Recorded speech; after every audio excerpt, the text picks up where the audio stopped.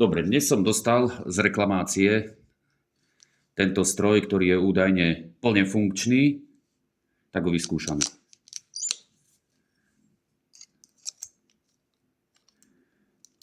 Založíme si nástroj. Skrutkou sa nedá hýbať, drží to pevne. Vyskúšame.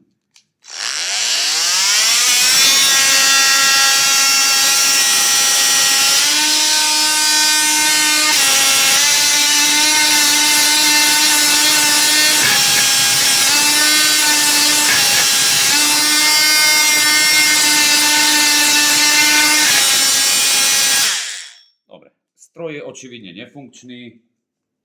Vyskúšame porovnať s inou verziou.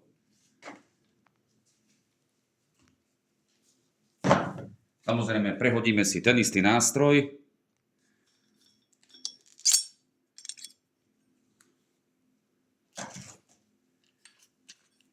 Do čierneho stroju od Performanceu, ale 12V, čiže výkon by mal byť podobný. Znova šroba, nedá sa hýbať, čiže to pevne drží. Vyskúšame znova.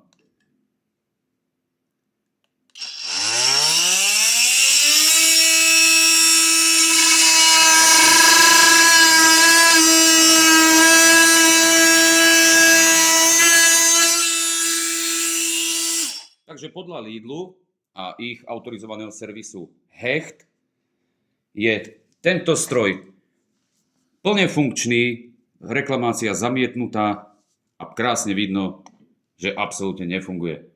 V porovnaní síce s iným typom, ale slabším a s použitím toho istého nástroja.